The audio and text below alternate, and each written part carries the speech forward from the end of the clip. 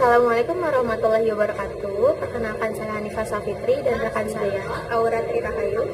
Kami di sini ingin mempresentasikan mengenai pemuka pendapat atau opinion leader dalam ilmu komunikasi dan hubungan masyarakat. Namun sebelum itu kita punya materi yang akan dibacakan oleh Aura. Bunga melati, harum semerbak, cakep. Menari lembut, tertiup bayu, cakep. Kebaya putih, anggun menapak, pesona klasik dan air syahdu.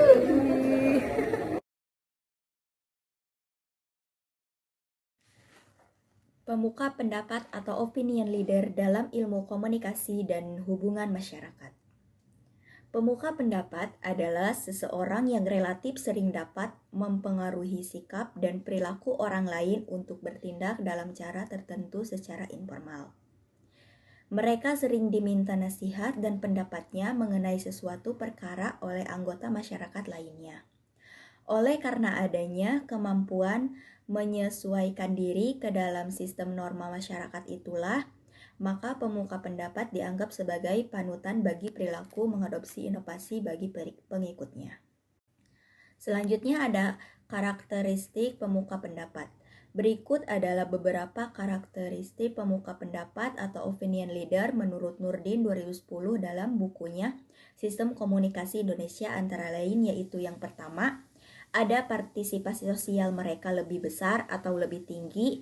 Yang kedua, lebih inovatif dalam menerima atau mengadopsi ide baru. Yang ketiga, kemampuan empati mereka lebih besar.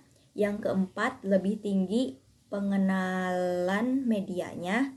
Dan yang terakhir, lebih tinggi pendidikan formalnya dibandingkan dengan anggota masyarakat atau kelompoknya. Selanjutnya yaitu ada tipe-tipe pemuka pendapat. Yang pertama ada formal opinion leader, yaitu posisi yang dipilih secara ofisial. Maksudnya adalah seorang pemuka menguasai suatu bidang dengan posisi yang dimilikinya secara formal. Yang kedua ada opinion leader monomorfik, yaitu mempunyai pengaruh di bidang tertentu. Maksudnya itu seorang pemuka pendapat hanya dapat menguasai satu pokok permasalahannya saja.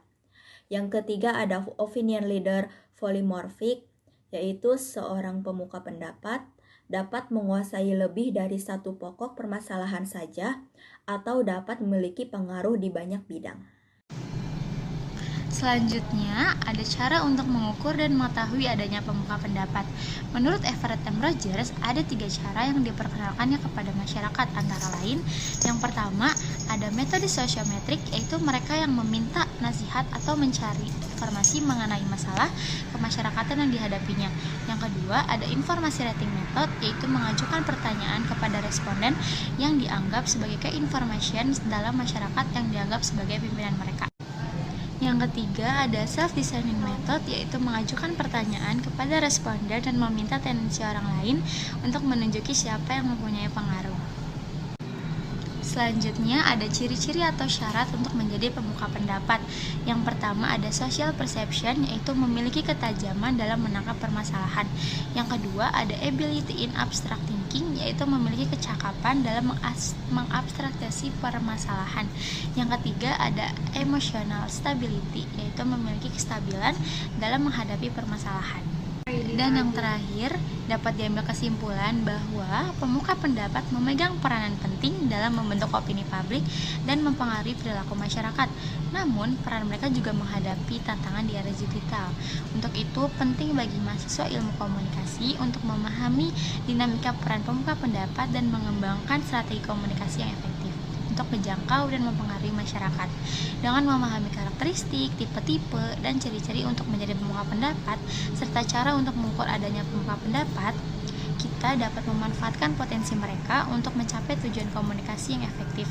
Mari kita terus belajar dan beradaptasi dengan perubahan zaman agar dapat menjadi komunikator yang handal dan mampu memberikan dampak positif bagi masyarakat.